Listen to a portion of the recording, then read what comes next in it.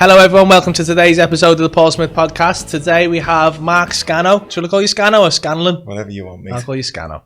In the studio to have a little chat. How are you, Mark? Oh, good, thank you. Good, thank you for coming down. For those who don't know, Mark is, I'm going to say, ex-fighter. Am I right there? Yeah, definitely. Ex-fighter, current philanthropist, I'm going to use the word. I don't know what I am, to be honest. It's just a good guy. Yeah, just a good guy. Been stopped by the police once or twice. They've been like, "What you do?" I'm like, say philanthropist. I don't know where to start these days, but yeah. Say I'm a nice person. Yeah, not pretty much. We've met. Our lives have bumped it. Our lives have crossed a couple of times. Yeah, John, without knowing, haven't they? Because we used to be. I used to live next door to your uncle and you for a little bit.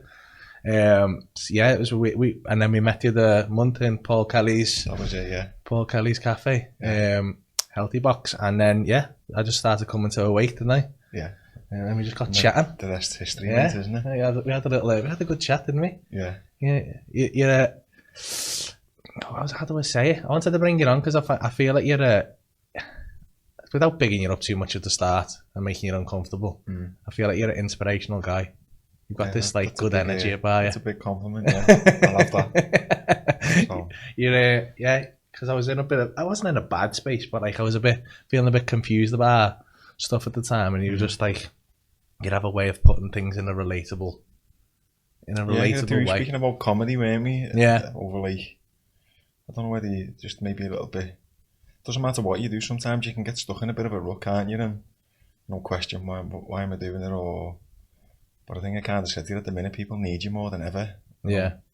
We actually spoke, didn't we? Because I study a lot of like, obviously self-development's me big passion, but part of that's like a lot of brain science, like neurology and psychology and stuff. And like, I think a lot of like, I speak to John Mayer, he's obviously my mate as well. Yeah. And I said to him, right now, people need to laugh. Yeah. So I was like, what you do without realising it, you're actually fucking helping people a lot more than you probably understand you are just through making them laugh. Yeah. You know, step up, let's get people smiling, get people happy. And that because at the time I was like, am I being a selfish cunt here? Yeah. Definitely not. Yeah, yeah. I mean. Maybe not. I do get a lot of messages from people saying like, but it was one of them, innit? It's hard to, that kind of humility in yourself. Yeah, sometimes. No matter what you, like, it just becomes normal to you, doesn't it? It's a job for you, you know, whether you love it or you don't. Yeah. You know, it's your occupation, isn't it? How you earn money, and obviously it's your life, isn't it? Yeah. So what's taking you down this path of like self-development? Did you just well, I was fighting and competing and that, like, in a mad way. That's kind of self-development, because you're always working on yourself in terms of you're trying to get fitter, stronger. But I think when I was competing, what I didn't understand, like you mentioned Lee Chaddock before, and I bumped into him in the gym. We were having a conversation over this yesterday. I didn't really understand how your mind worked. So I understood, obviously, you've got to be fit and strong and all the physical side of fighting. You know, even you've got to be talented to a certain point. But I didn't understand I didn't have the knowledge, basically, what I've got now on how your mind worked and how important it was, not just in fighting and anything what you do. So I coming to the end of my fighting career, I met a guy who I've mentioned on a previous podcast, Brian McCready, his name is. Yeah.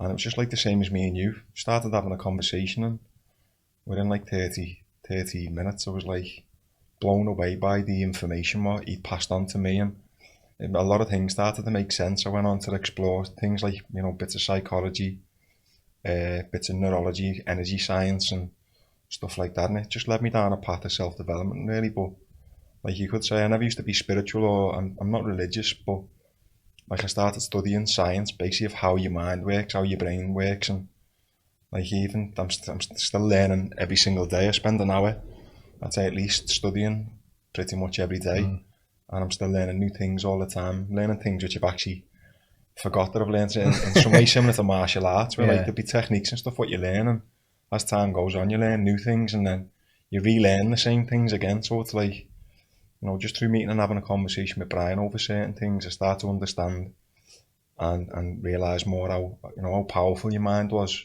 how much it doesn't matter what you do, how much of a big part of, you know, if you want to earn money, your family life, basically everything starts in there. Yeah. And that's like, you know, the reason why I've opened the Wake now. I'm volunteering and doing like mentor stuff and things with kids in schools, because obviously the younger you can get the kids and speak to them and try and, you know, teach them to implement these different things and understand how their mind works, like awareness of their own thoughts and stuff like that, then it's like it's a massive gift to give to the kids. It's, you know, it's information that I've learned at a later point in my life that, you know, my life's amazing, but if I'd have learned it when I was a kid, you know, I'm not saying everything works out the way it's supposed to, but I know what you mean. That for me, that information what I've got now, which has worked for me over the last 10 years, the greatest thing I can do is share that with other kids, and specifically kids who maybe have had a hard upbringing and, you know, their environment hasn't been too good growing up. So that's one thing I love. I keep saying I've turned into a hippie this year, and I say it jokingly, but I've become a lot more spiritual. I've met a lot. I've crossed paths with a lot of good people, just through chance or circumstance or frequency or whatever you want to call it, whatever, however you want to put it. It's happened this year, and I've come into contact with some good people, and going to Awake. The one thing that I love about the Awake the most, I think, is the energy in there. I'm a big fan of atmosphere and energy. I love, I'm fascinated by it just from doing what I do. The fact that I can't really see who I'm talking to, but I can feel them at all times. I've got control of them, so I can feel. It's like I'm riding them. I can feel. It's like you can feel a car when you're driving it. You can feel every bit of that car when you're driving it.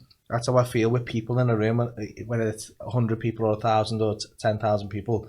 I can feel that kind of energy transfer. So when I go into places and feel certain energies, I enjoy that. I'm fascinated by why it feels that way. And the good thing about it, I think,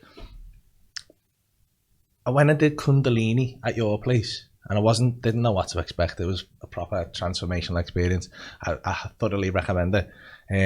But one thing I found fascinating by it was something the woman who I'm terrible with name, Claire. One thing Claire said at the start of it, she said it was in however many years she'd been doing yoga, it was the first time there'd been more men in the class than women, and I didn't really notice it until she said it. And I've been to a lot of yoga places before, and some great places, but when I actually looked around after she said that, the fascinating thing about Awake, and I think the good influence that you have, is that you've got a lot of women that you would normally see in the yoga place, and you've got a load of scally lads in fucking Under Armour, just who are willing to now engage with that and open up to it. And they were all, the way they all opened up, and there's some of them crying, and just everyone was accepting of each other, and just it's a lovely place to be. But I think what you'll notice, or a lot of people notice who understand these type of things, there's been a massive shift in consciousness in the world. I can notice it massively over the last 5-6 years. So what you're kind of getting is all these men are searching for something. Like Martin Bone, he's a good friend of mine. You know Martin, don't you? Yeah, we had Martin on. So, you know, Martin's like a pioneer in basically this kind of stuff for men's work. It's because, you know, a lot of men, you find the ego stops them from actually being the true self, or being who they want to be. And especially in Liverpool, we've all got this big, you know, it's I call it a self-defense mechanism. It's sticking your chest out. It's basically being someone who you're not. Yeah. But I think it's hard for a lot of men, because there's shifts going on energetically around the world, and men are kind of wanna let them, you know, be open and be who they really are. But then at the same time, the biggest fear is actually showing vulnerability. When you really look into it, vulnerability, showing your vulnerability, is the truest form of strength, I believe, in a man. Because for you to basically show your vulnerable side, it's like to say, you know, it's like, well, you go from being this big macho hard case, you know, even to the point, if you don't want to be a big macho hard case, you still don't want to be victimized, or you know, where we grew up and where I'm from, and a lot of lads who the lads who are coming into Awake and all the Under Armour gear, it's you've got to be able to look after yourself. You can't show any signs of weakness. Where vulnerability is the total opposite. You know, you're not afraid to get upset or cry or show emotions, or literally just be your true self in front of other people, you know, because there's obviously this ego and the fear of people thinking that you're weak, where that's why I'm big on going into the schools and teaching young men martial arts, because the confidence what comes with it, I think that confidence then enables the young lads to show that vulnerable side. Because I use myself as an example. I know I can fight, I know I can I train, you know what I train, you know, for the average man on the street, I'm an hard case, you know what I mean? I don't mean to sound like Yeah. a dickhead when I say that, but everyone who knows me knows it. Yeah. But at the same time, I don't have road rage, I don't argue, I rarely lose my temper with anyone, probably apart from me missus is the only person who can pull me strings. Do you know what I mean? Once I've mastered that, I know, like, I might as well just piss off and go and meditate for the rest of my life. Yeah, you'll be zen at the top of a mountain. Yeah, but like, you know, it's just all this, basically it's a lot of work on yourself I never say to get rid of the ego, because like I know I've still got an ego, but it's actually being able to use it to empower you, and you know, I believe you can manipulate your ego to a certain extent to achieve certain things. And what do you mean? So like you hear a lot of people say, oh, like your ego, you know, get rid of your ego, and ego's no good, but like I believe there's definitely like a part of me. Like I exercise every morning, I have conversations with myself, we all speak to ourselves. The difference is some people are aware that they're having conversations with themselves and some aren't. So like the stuff what I'm passionate about now, which is sharing information and the stuff I'm doing in the schools and like my service to other people, so to say, I actually use my ego. Like I'm gonna fucking do this and I'm gonna do that. Watch, I'm, you know, like to the point where I've actually visualised fucking statues, and you know, this man fucking like helped thousands of people. Yeah. You know, and continues to do so. It's like, that's ego, that's me. Like I'm gonna fucking show everyone, I'm gonna come from there and I'm gonna get to there. And I've kind of used like that as motivation in work and business. In flight, without realising at the time I was doing it, because I weren't really aware of all the stuff what I am now. Yeah. But like, you know, that is to a certain extent, that is ego, but I use my ego as a method to help other people. Yeah. And I fucking watch what I do to like, you know, I can be outside the school, like even on my way here, I've had to have a little minute, like I'm gonna fucking go in and I'm gonna go in and help people and inspire people, and you know, it's like you can say that to me, that is ego. Do you know what I mean? That's dead interesting, because I've always thought, like, obviously I need a bit of ego to do what I do. And I'm not naturally that way. I'm quite self-deprecating if naturally. So I've got to build that up a little bit. And then doing a lot of this work, there are a lot of people who can't say it's like breakdown of the ego, or I think people have their own interpretation of what an ego is. Yeah, and I'm kind of scared to let that go a little bit, because I think that was where it was, because I felt like I was going down a path where I was like trying to be more authentic to myself, but then obviously I'm needing this ego to get on stage and be that like kind of but then there's a guy who like I'm really into, and I've watched his videos for years, Alan Watts, and he speaks a lot about like at the end of the day everything's like kind of like an act. So being a certain person, so you can be aware of your ego, in my opinion, and utilise your ego. Sometimes it takes over, sometimes it's working. Like I know my ego's been working against me, and I've been aware it's working against me, and you know, I've kind of haven't got control over it. You know, or it might have been something's happened and afterwards it's been like, that's me ego. So it's just having that self-awareness and understanding of what it is. But I believe that I use it to my advantage, and like I said, what I'm really passionate on is obviously helping people with the stuff I'm doing with Awake and stuff I'm doing in the school. So I actually use it to like, as like if someone says you can't do something, I fucking can. Do you know what I mean? You know, if someone says like, you know, with not even someone, I'm saying to myself, watch what I do. Do you know what I mean? I like, you know, I've got plans for the future, I won't go into them, but I've definitely used my ego to get me to just as a bit of fuel to get you where you're at. I'm still not where I need to be, but I'm definitely manipulating the ego to get me where I want to be. Do you know what I mean? Does that ever come to, like, obviously that you needed that as a fighter, you have to have that kind of, but gotta have that self-belief. For me, it worked against me because I cared too much what people thought when I was fighting. I don't get me wrong, I put too much pressure on myself. Like again, this is the conversation I had yesterday with Lee, and I was speaking to another lad, Mick Stanton. He's the same age as me. I know Mick, Mick's cool. They're one of the best lads you'll ever meet, but they're still competing. Do you know what I mean? So like I'm away from that now. So like you see fighters who they're competing and then they come away from fighting for years. They go back with an older body, not physically as fit as they were, but a better fighter. And I believe sometimes when you take that step away and you evaluate everything, you understand where you were mentally, and you know, some of them come away from actually when you're training for fights all the time, you're training for specific opponents, and you're obviously your mind just fixed on like a date and a fight, and it's like a repetitive thing where, you know, if you're fighting 4 times a year, you're focusing intentions on a certain date or a certain opponent. Where like when you actually step away from fighting, you get that time and energy which you're putting into competing and training every day, you get time to think. Yeah. Do you mean, where was it going right? Where was it going wrong? Well, what was I thinking in that fight, and where did I go wrong in that fight? Well, you find 90% of the time it's not physical. It's not that you weren't fit or you were carrying an injury. It's like mentally you lost the fight, and I've been there and I've done it. And now I'm looking back at my fighting career and thinking, well, I didn't actually enjoy being in the fight. I loved the training. I loved the cutting weight, the sparring we used to do in Carbon. We used to absolutely like beat the shit out of each other. We still do now. Yeah. Do you know what I mean? Like the training's absolutely fucking insane. Yeah. Coming away from it and looking back at what I used to do and what the lads are still doing to this day. I'm not in there nowhere near as much as you used to be. Yeah. Obviously because of work and other commitments, but like I'm pretty sure they're still training.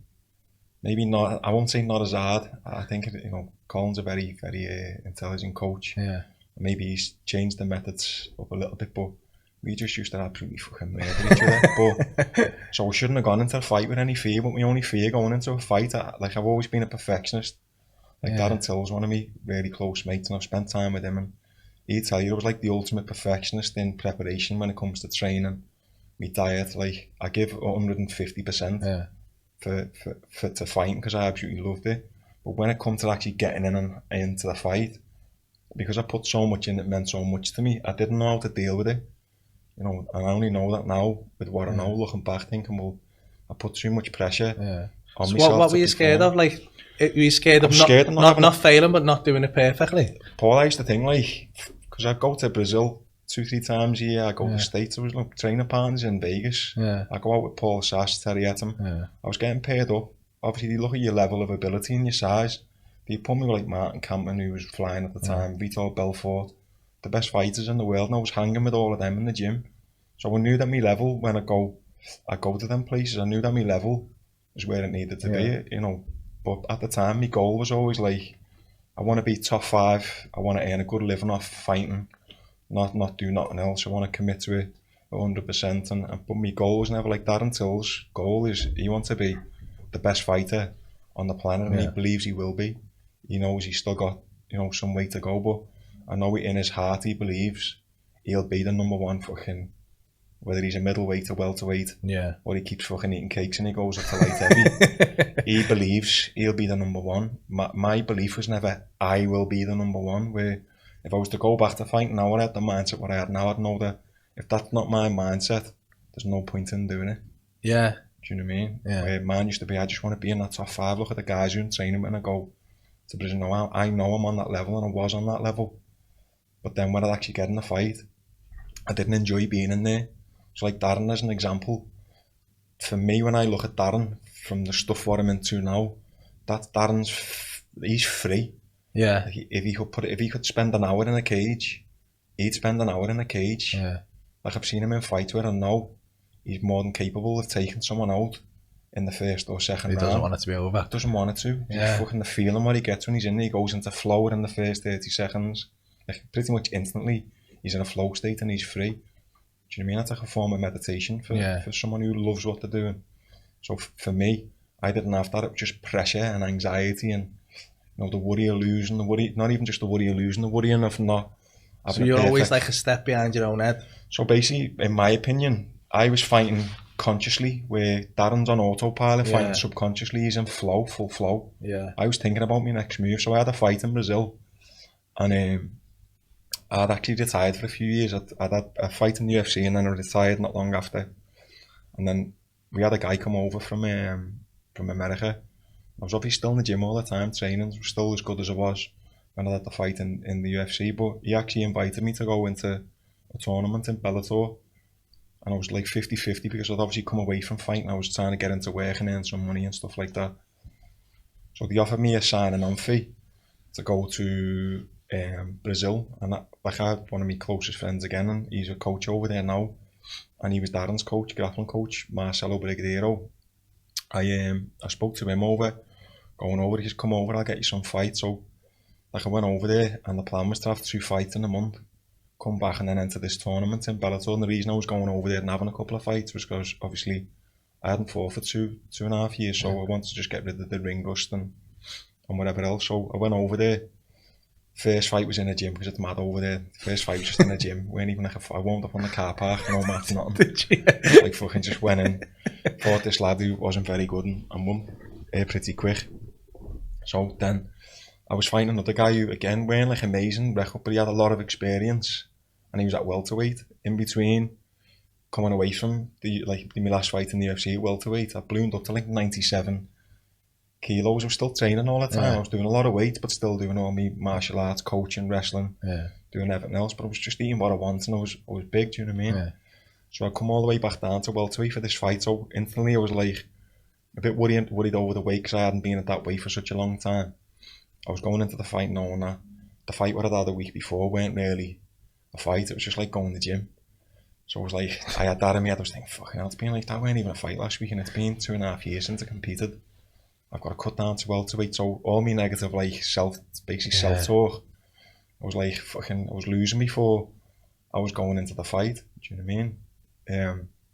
Then I had issues with the weight cut, like without like I'm not making excuses in any way, but I actually went in underweight because I'd made weight for 12 o'clock in the day, and we had no saunas, nothing like that where we were. So I was with another mate of mine, Ian Martel. He come down me and I had to warm up in. I had to cut all my weight basically by turning all the showers on, and it was in like a little hotel in I can't remember, it was Sao Paulo or something like that. I was in this little hotel, tiny hotel room with all the fucking taps on scorching hot, all the things on scorching hot, doing shadow boxing and like, we had no bath, not just the shower on. There was no saunas anywhere near. We couldn't find anywhere to get a sauna.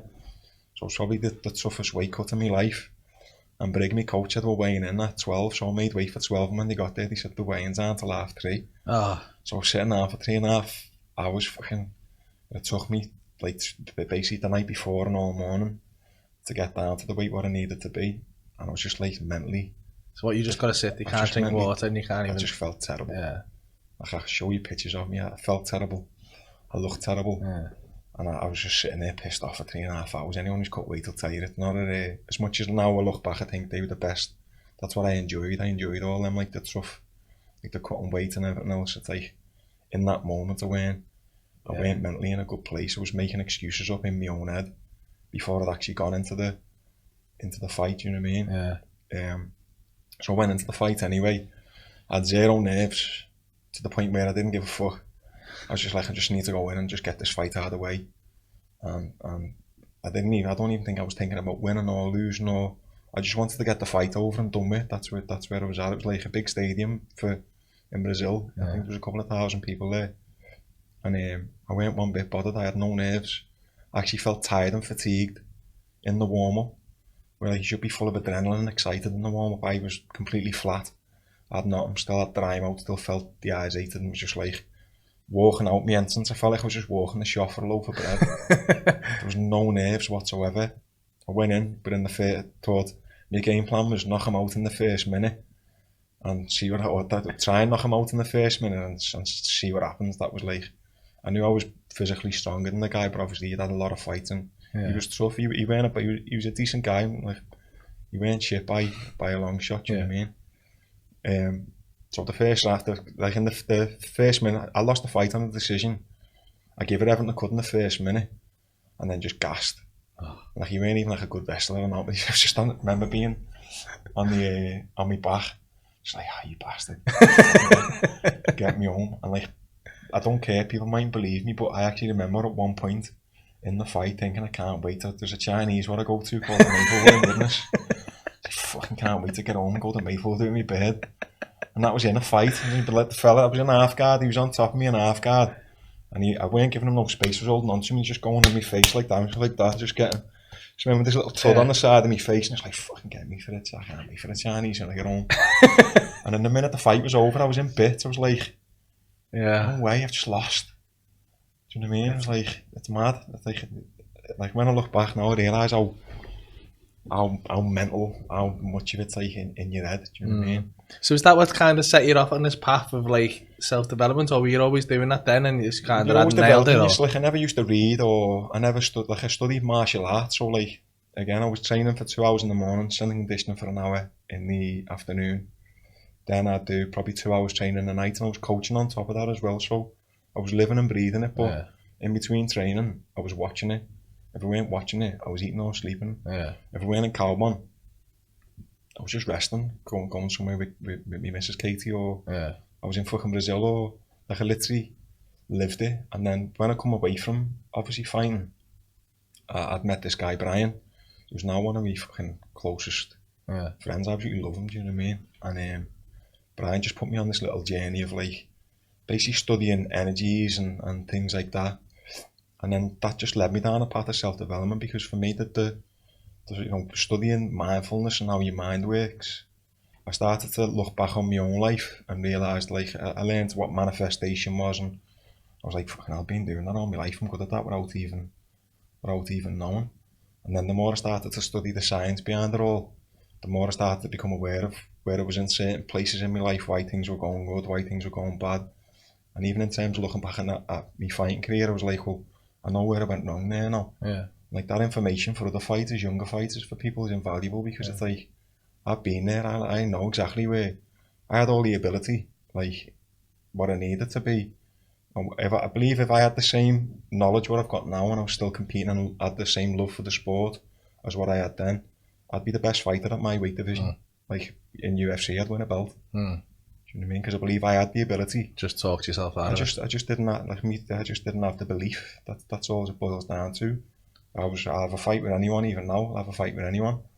You know what I mean? But I didn't have the, in terms of... I can have to stick you then. I've seen you on the back, mate, so I reckon that'd be alright, to be fair. But yeah, I genuinely believe if I had the knowledge what I've got now, and I still had the love for fighting, and obviously I went back into it, then I don't believe there's anything what I couldn't achieve.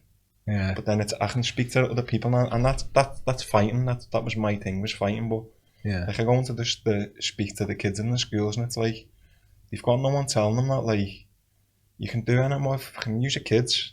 I started studying all this mindfulness and self-development and everything when I was, you know, in my late 20s, maybe 30. Usually like 14 years old. You can fucking do absolutely anything what you want. Find something what you love and go, or something what you want to do, and go and learn how to do it and study it and fucking master it. And you know, you can do anything what you want. It is where I went wrong. I fucking tell you where I went wrong now. Don't make them mistakes what I made. You know, this is what you need to do. And anyone who tells you can't, that's only because they can't do it. Do you mean all these kids have got no confidence in themselves? But by me going in, like I do with Dean Garner, he's a good mate of mine, Dean. Like, the stuff he does with the kids is fucking mega. He's like, you know, he's a big part of his life, his service. You know, my gym's, I won't say a rival gym, but, you know, Dean's got a great gym with great lads. He puts a lot into the kids. And I'm from an opposing gym, do you know what I mean? But I'm still fucking, you gotta give credit where it's due. Dean's like, what he puts into them kids, what he puts into his gym, he puts his heart and soul in, and now we're kind of we are working together, and we're trying to create these different programs in the schools, and, you know, it's basically the same thing. It's like a combination of, I go in, like I was doing this before I started to work with Dean. I've been doing this for over a year now, and so basically I go in the schools as a martial arts instructor. I don't mention nothing about meditation. I don't mention nothing about mindfulness. I don't tell them I do yoga. I just pull up a bit of, like, you know, cage fighter, fucking, you know, Wintrachis, relatable to the kids. I've got nice cars and I've got materialistically all the things what I know these kids want, and I kind of market myself like that at the start to get their attention, to get the respect.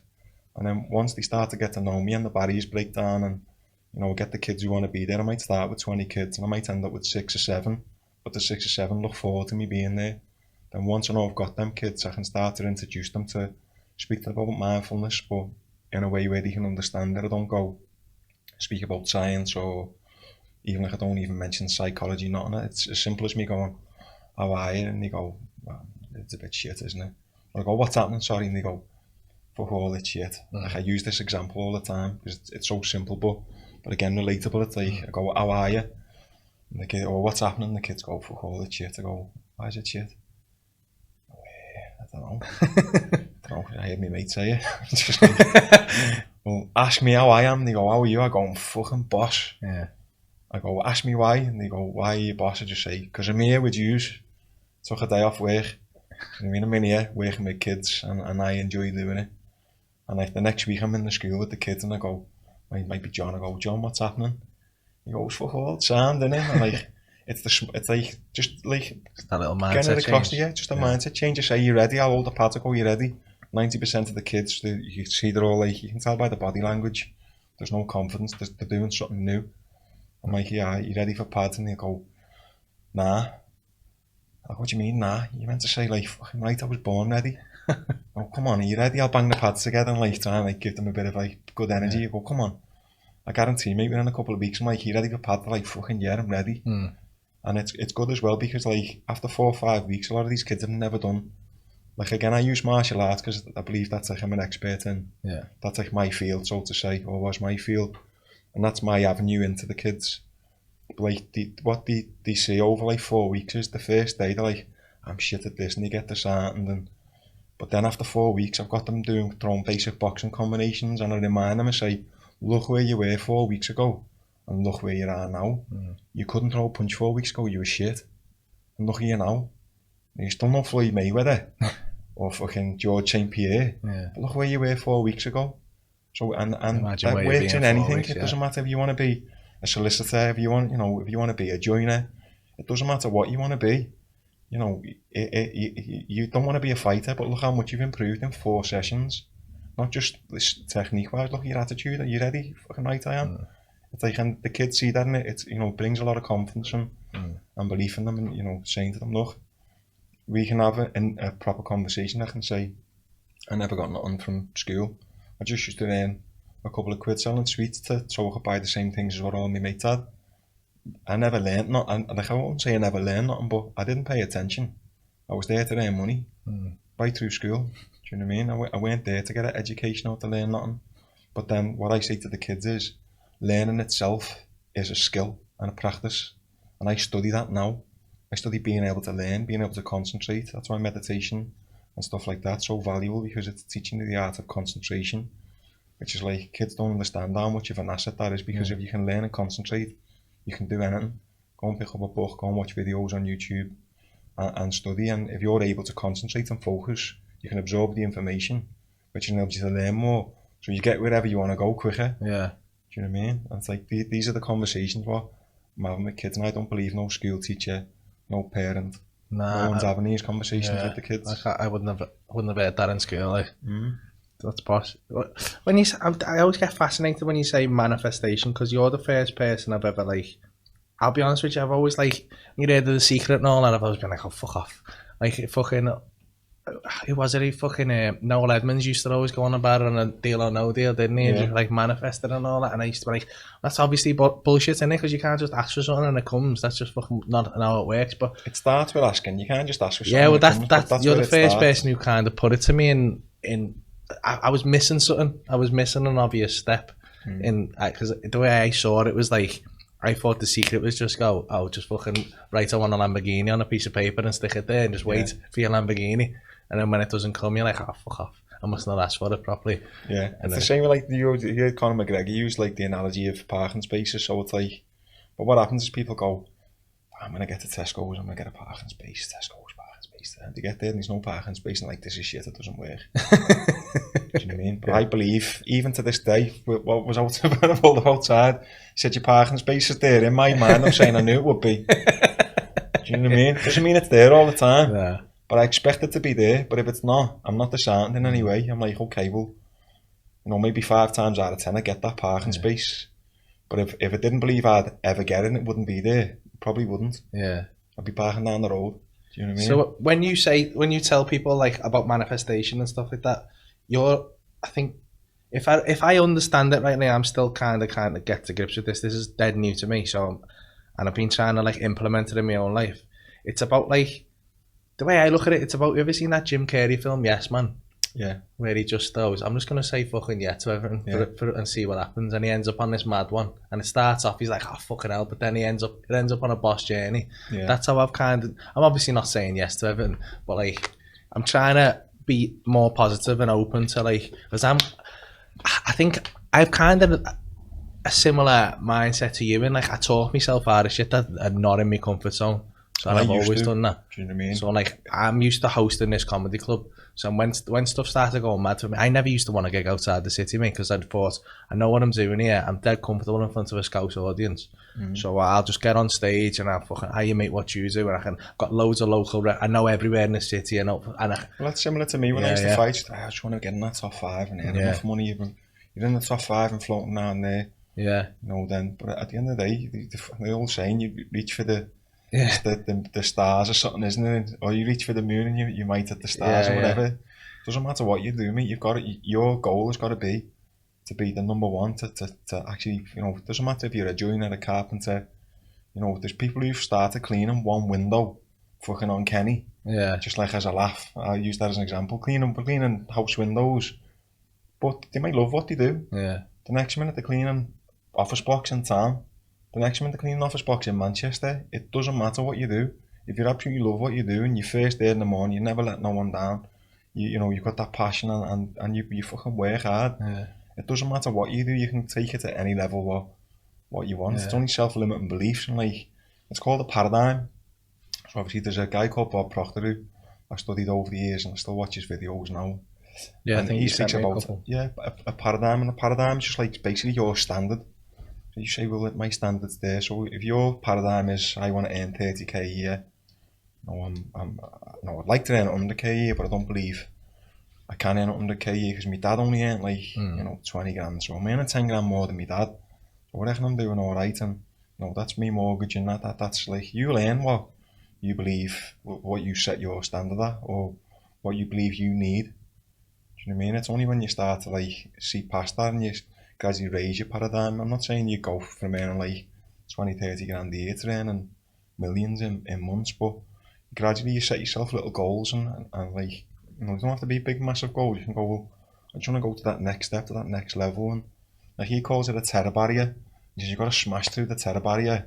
And on the other side of that terror barrier is the life of your dreams, whatever you want, and it's only our self-limiting, talking, in a dialogue what we have with ourselves, basically what we say to ourselves based on, a lot of this comes from your environment when you're growing up.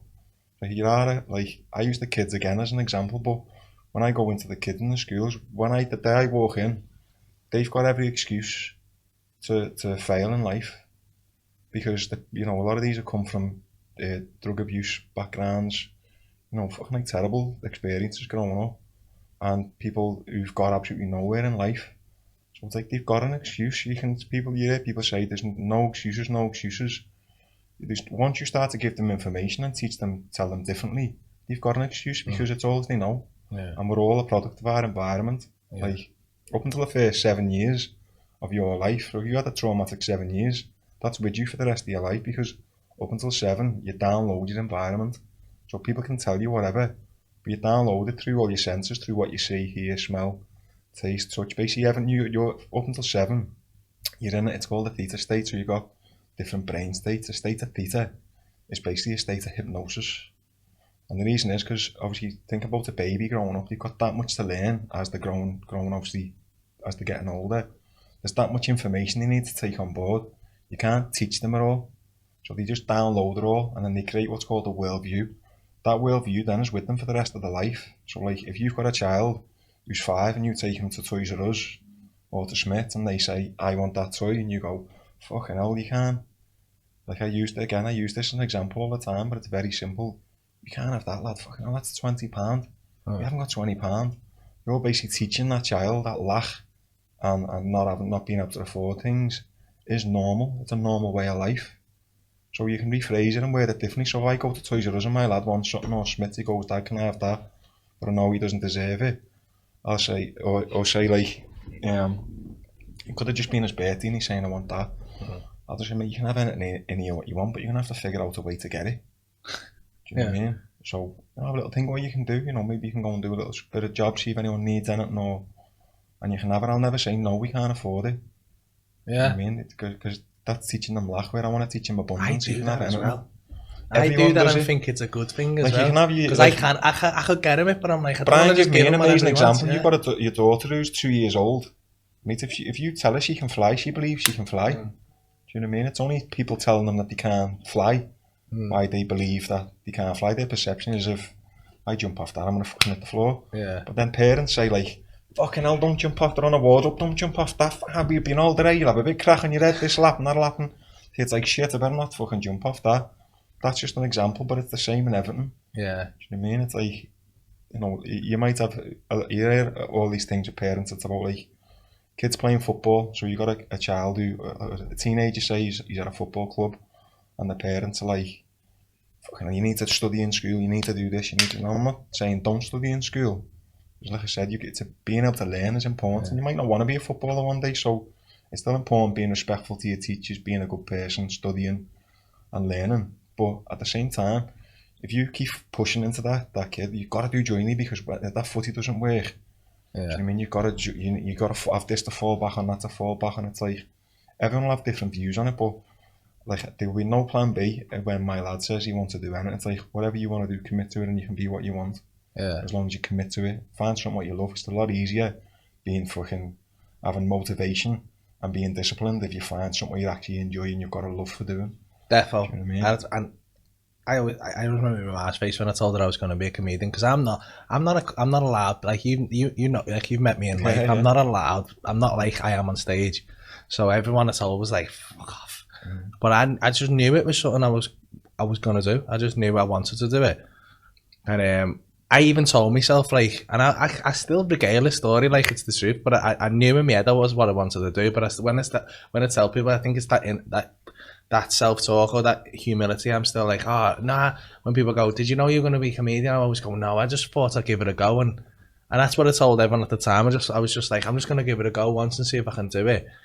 But in my head, I did think, like, I could do this. I definitely can do it. And when I'd done it, and it went boss, I knew as soon as I got on the stage, we talk about that flow state. I just knew it's still the only place I feel free from pain, worry, anything. There's nothing that exists on stage. I love it.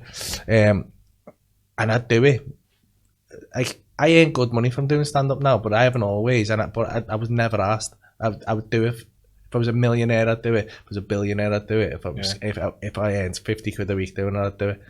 It's just one of them things. If you can find something like that where you feel that freedom, and that pays your bills and gives you what you need, definitely. That's like, you know, the position I'm in. I don't earn no money out of the stuff what I do in terms of with the schools, and I've set up businesses purely with the motivation behind it of becoming financially free at a certain age. There, obviously, my goals were set 7-8 years ago, so obviously I'm still working on these goals.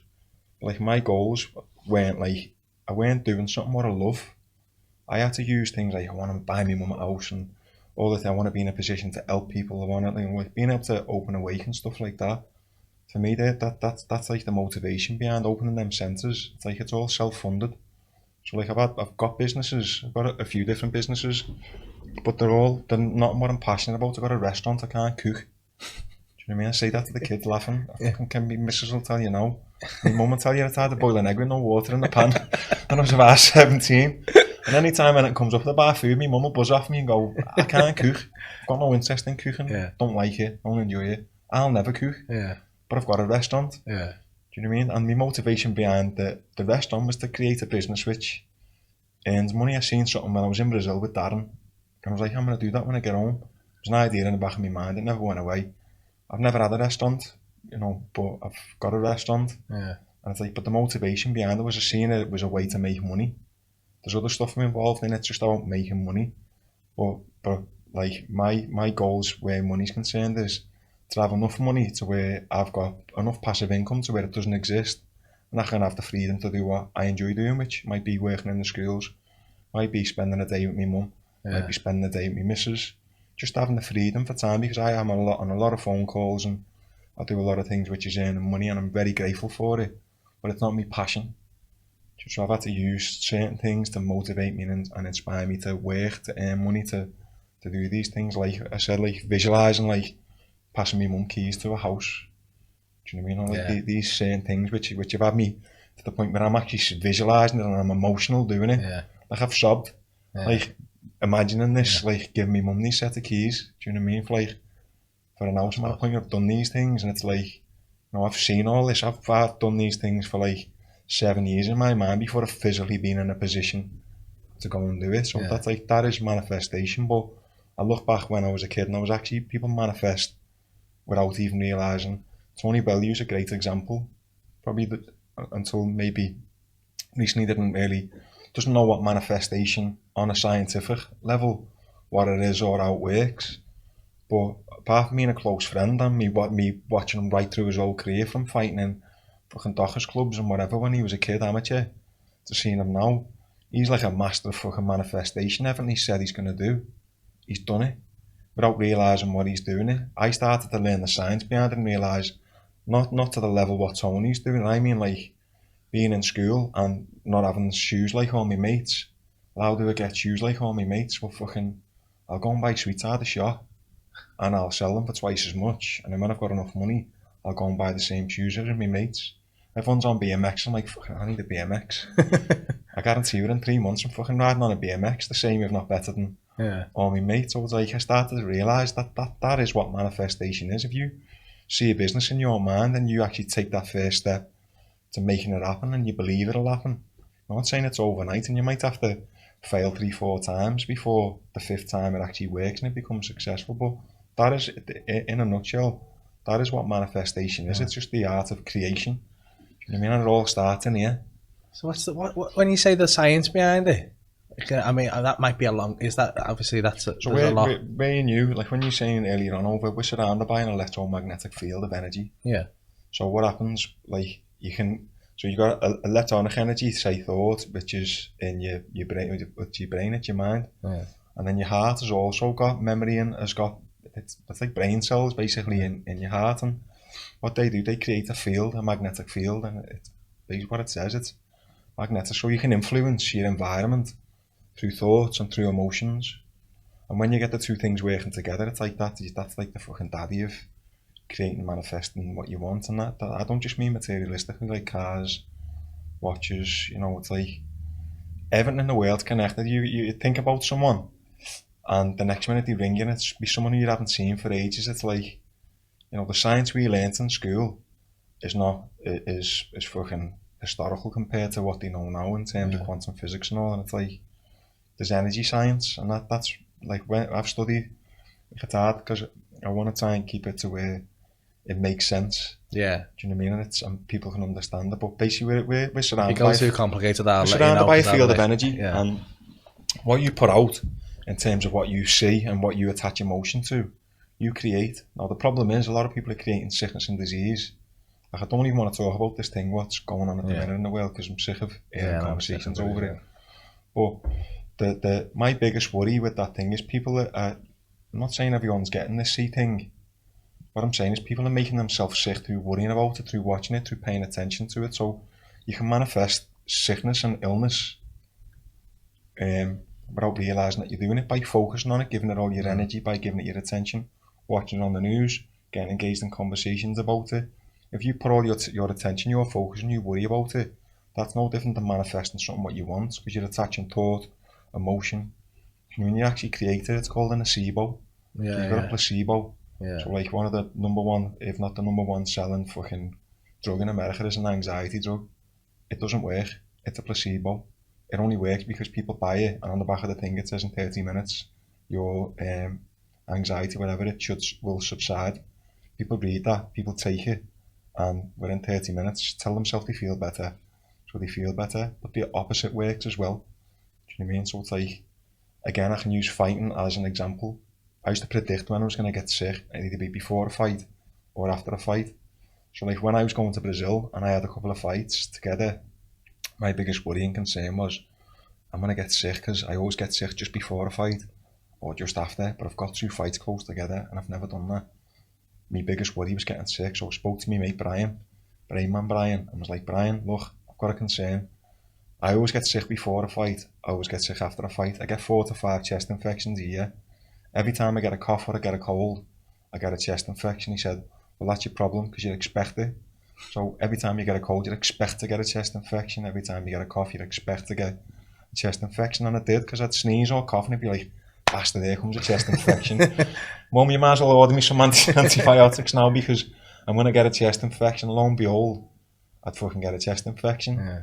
So it's like I won't say worry, because I don't worry really, but when I'm looking now over this thing, what everyone's talking about, people, it's not everyone getting sick with that certain thing. Sickness in general, everything's gone through the roof. Yeah. People are just focusing on fucking sickness, and they're creating sickness. Do you know what I mean? Where, you know, the reason why I'm so passionate with the stuff I'm doing with the kids in Awake and everything like that, it's over teaching kids to be more positive. You know, to teach them about positive self-talk. You know, to, like, my lad is a great example, because, like, if Katie was here now, she'd vouch for me.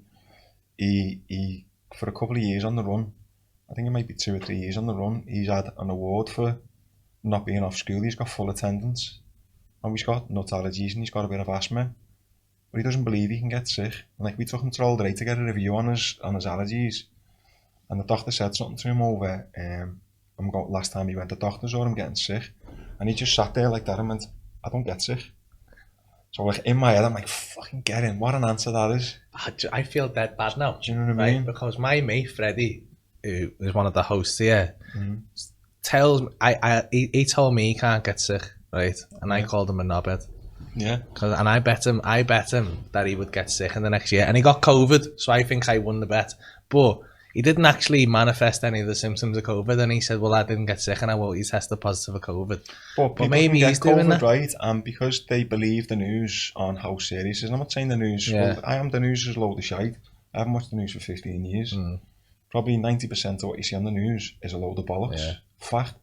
And I don't watch it because the way it makes me feel. Watching the news, reading papers, makes me feel shit. Yeah, same. So I don't watch them, and I don't pay no attention to them.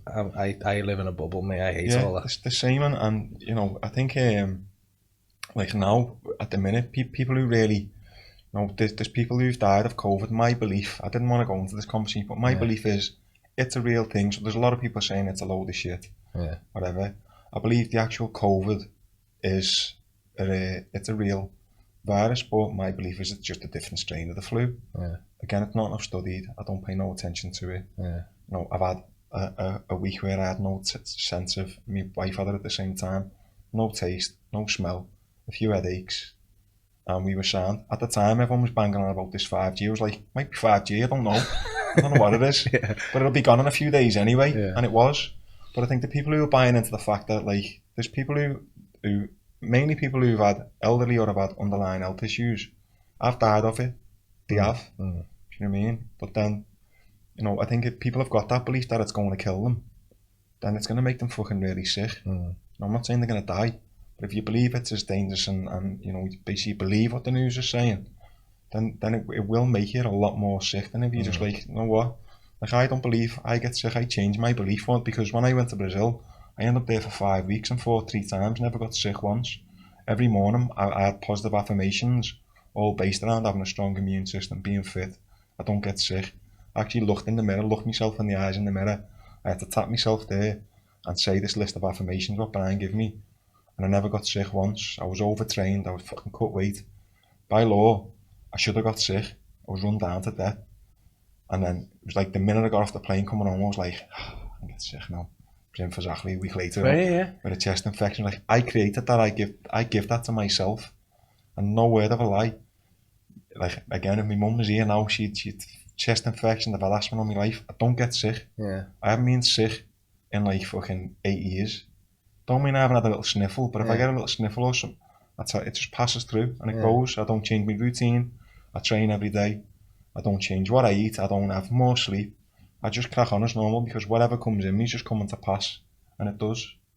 So do you believe that, like, obviously you're a fit guy, you're a healthy man, you have quite a regimented routine, which has a lot of, I see you say the affirmations and stuff, but like a lot of physical exercise, and then you do a lot of I know you do a lot of like cold water, and I don't know if you do saunas and stuff. And I do them when I can, but I do at least 2-3 minutes in my back garden, even right through the winter under a freezing cold shower. Yeah, it's even now heavy though. I was in it this morning and yesterday. I mean, I've been doing the cold showers all year, to be honest, and I quite like them, but outside's another game, innit? Yeah, cold water therapy though, it's fucking know what that does for you. I'd be here all day if I was to go into that, but anyone who's watching, just YouTube. So do you think that helps? Obviously that helps your body, but then obviously helps your mind, because you know you're doing everything you can to not be sick as well? Or do you think because just people have telling got the perception that being cold makes you sick. I'm not saying it doesn't, but what I'm saying is if you do cold water, therapy is proven to strengthen your immune system. So I'm not saying if you get caught out in the rain at the wrong time, you get absolutely soaked. If your perception is, I'm going to get a fucking cold now, I guarantee you're going to get a cold. Again, Evans, like, you wouldn't believe the power of perception. It's like, my belief is, fucking, if I get caught out in the rain, I won't get sick. Yeah. Do you know what I mean? I do my cold showers, I do ice baths. You know, it's like... Because you were doing the cold water swims in the sea and stuff, weren't you? Yeah, we were doing them on the beach, and obviously I spent a week in Poland with Wim Hof as well. And that was like loads of cold water. We were in freezing fucking rivers and lakes and doing all mad dances. My missus lives down in Torquay, and I've got in the sea there. I love it. It is good doing the cold. Weirdly, like, you know, you say don't read the news. The one news article that's been I've seen in the last 2 weeks was about it, because cold water swimming's become a lot more popular because the pools are being closed and stuff like that. So and you see all these, like, when you're down there, there's loads of our ones in the sea just swimming about. It's boss. And apparently this woman got in the sea and the cold water gave her amnesia. that might be one in how many though. Yeah. I know. I was like, come on. But there's so many benefits to it. But for me, with the morning, like, I'm regimented in my mornings. Like, I meditate every morning. This morning I've got up before I've took the kids to school. I've meditated. I've done about 25-30 minutes this morning. I've done my freezing cold shower, which is a full cold shower, 5 minutes in the backyard under basically a hose pipe. Yeah. I've trained for an hour. I've read for 20 minutes. I've watched, like, while I'm exercising, I do cardio most mornings. Yeah. While I'm exercising, I'm listening to inspirational, motivational audio books. So it's like, that's my time every morning, and that basically sets me up for the day. Like, we done a thing on the beach, and it was all like, win your mornings, win your days. Like, basically your morning lays the foundation for the rest of your day. And if you can, I'm dead grateful every morning taking my kids to school. So I've got a load of work on myself in a couple of hours, and then I'm dead grateful taking my kids to school. We have a laugh on the way to school. Yeah. And I believe that takes me into the day then in the best place possible, and things tend to go right. Where if you jump out of bed fucking at 8:15 when your kids are in school, 9 o'clock, you're shouting at your kids. Yeah. You're fucking running out eating a piece of toast, you're jumping in your car, you're rushing to school, and then you've got to go and be around people who want to be around someone who's, like, as we were saying before, over energy fields and stuff like that. Someone's energy is negative. It's like, if you've got Joe over there, you're radiating with fucking positive energy, glowing and smile from ear to ear, and I fucking had the worst morning ever, pissed off.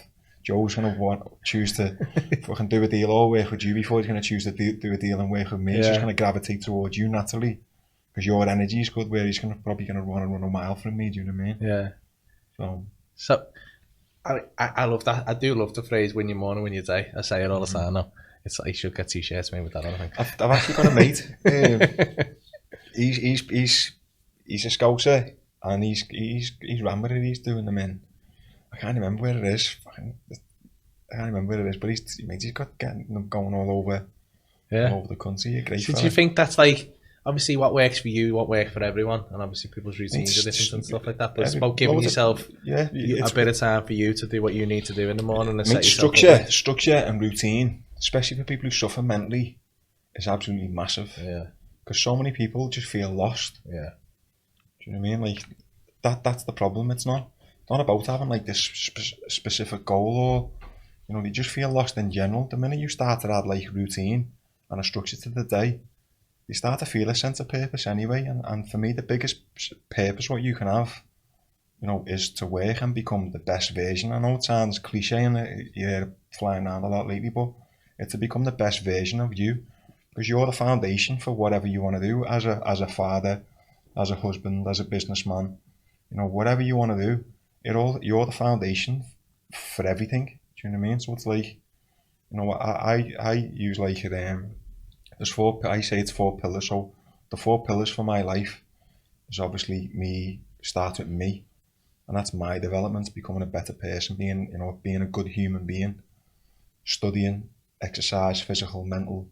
You know, it's me. So like, I won't put percentages on it, but just if you're just going to say, you know, that's one pillar, it's 25%. Again, I'm not being accurate with the percentages, but, you know, we said 25% of it, that's me. That's, I've got to work on myself every day. there's got to be progression. I've got to be learning. I've got to be becoming a better version of me every single day. I want to be working on that. The second is obviously my family and my wife and my kids.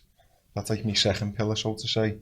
And like, you know, I've got to give them all the time and energy and everything what I need. Then I've got obviously business and work. We all need money. People who say money doesn't matter, it's a load of shit.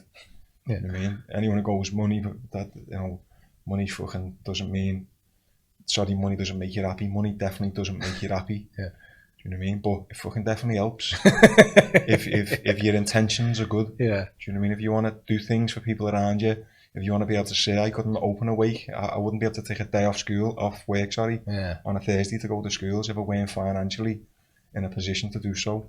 So money is very, very, very important, but it's far from everything. And then obviously I've got my service to other people, and for me, they make me feel complete and make me happy. I've got myself, I'm constantly improving, I'm constantly learning, trying to be a better person in every way, learning about who I actually am, you know, discovering who I am, self-awareness, physical fitness, learning. It's like just progressing in every way possible as a human, myself, personally, for me, nothing. You know, everyone around me gets the benefits of it, but it's for me. Then I've obviously got, I want to be the best dad I can be and the best husband I can be. So it's like, obviously, that's fucking really important for me. Then I believe I've got to earn money and I've got to be successful in business. You know, and then I've got my service to others, the stuff I do with the kids, the stuff I do with a week. Them 4 things for me, they make me feel complete, and they're why I'm so happy, because I feel like, and it's never perfect. Now and again, my missus might be angry at me because she's not getting all the energy, love and attention what she should be getting. Maybe my kids aren't sometimes. Maybe I'm putting too much time into myself. Maybe I'm spending too much time on work. It's a constant balancing act. Like you never get it. You never get it perfect. There's always something's out, but I'm always doing my best to try and put it where it needs to be. Do you know what I mean? Yeah. So it's energy. Again, it's just putting your energy and your love into all of it. You know, I'm not saying, like I was saying before, it doesn't have to be 25% of that, 25% of that. Yeah. Just whatever needs. Just whatever, you feel it, and you know. I know if my missus is angry at me, or then maybe she's not getting enough attention. If, you know, maybe I'm not having a great relationship with my kids. Yeah. You know, my lad might be carrying on and being a bit naughty, and my daughter might be trying to get attention off me, so they'd be naughty, and it's like, I need to not tell them off. I need to put a bit more, give them a bit more time, because they're carrying on because I'm not present enough when I'm with them, or, you know, maybe if you're using the phone too much, or, you know what I mean? Like I said, it's a constant balancing act, but I'm aware of it, and that's the key. I'm aware of it, and if I see there's a, you know, work's not going well, I'm like, well, that again, that's karma. I'm not putting enough into work, and that's why it's going shit. Things can happen that are out of your control, but in general, you'll find, you know, if something's not going right, it's you're not putting enough energy and enough love, basically, into whatever it is which isn't going well. Awesome. So, I mean, we've come to the end of our time, but I do want to not plug, that's probably the wrong word, but I do want to let everyone know about a wake especially, because anywhere in Liverpool that you are, I would go and visit a wake. You have classes on every day, don't you? Yeah, pretty much. Go and do one of the high frequency classes. The first one will ruin your life a little bit, but you'll come out like halfway through. The first, because it's 20 minutes of HIIT, 20 minutes of yoga, 20 odd minutes of yoga in it, and then like a meditation at the end of it in the hot room. And I did the first one with you, didn't I? And I was like, I'm going boxing after this, and you went, you're not. And I was like, I'd rather lie down for half an hour. And then he passed out doing the yoga, and I was like, my head was going, oh god.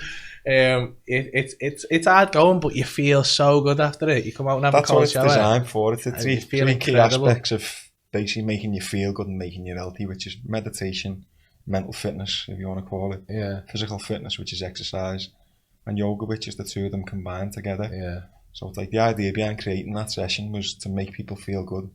And the reason we do them early in the morning is win your morning, win your day. So it's like, you know, you can go and get these three key aspects of making you feel good and making you be at your best. If you can go and get them out the way before Yeah. Your kids have got out of bed in the morning and you're fucking absolutely smashing it. You know what I mean? So them 6 a.m. It's mad because they're so busy as well, and you get there and you're like, you are on the way thinking, what the fuck am I doing here? Yeah, but then you float out of there. Yeah, you float out of there, and because I was honestly thinking, because I'm a napper, mate. I love a nap in the afternoon. I've always done it since I'm my eldest, but I've never used to. And then once I started napping with him in the afternoon, I've just become a napper, and then one of the first days, and as long as I can remember, I haven't hit that little slump in the afternoon. And I was thinking, I'm going to need a nap about 11 o'clock today, yeah. And it just never come round. I just felt great all day, just floating around all day. We used to have them when we were going to the beach. We were on the beach in the morning and you just felt charged all day. Like, we were on the beach, we were up at 4:30. You had to be at the beach for, I think it was about 5 o'clock. And like, it was 5, 5, something like that. And you just feel energised all day. You wouldn't get tired. You just feel charged. Yeah. So. It's just, the energy of everyone, and everyone comes out bouncing. But the kids, you know, we run a full 3 kids timetable. Is like, I think there's about 9 classes a week. If you go on the Instagram and check it out, you'll see when they are. Get the kids in, because like I said, it's just like to teach kids mindfulness, you know, meditation, all these things what they have learned later on in life. If kids, that can become part of a kid's routine, you know, then they've got that for the rest of their life. It's a massive head start for them. Do you know what I mean? And I want to also let people know about the Come Together 2020 Christmas Day. Yeah, so a good friend of mine, Chris Brown, he runs Holiday Hunger, so basically he feeds right through the year, half term, 6 weeks old. He's between 600 and 700 kids a day who survive off school meals, believe it or not. So in Liverpool, these kids who survive off school meals, and they go hungry when they're off school. So massive credit to Chris. He's like basically created a business now, started in a cafe feeding 16 a day to like now he's feeding 600-700 a day in half term, 6 weeks old. But it's run through 14-15 community centres spread around Liverpool. So last year we couldn't do it, or we can't do it at Christmas because all the community centres shut for Christmas. So the project what Chris runs, Holiday Hunger, is done through the community centre. So last year we done a toy appeal, and we got like £22,000 in donations. We got over 3,000 toys, a couple of grand's worth of gift vouchers, and we just shared them out between the community centres. But the women who work in the community centres are from the community and obviously know who needs it. Yeah. So literally every selection box, every pound what we get goes on gas, electricity cards, goes on toys, gift vouchers for teenagers, but it will land with the people who really need it.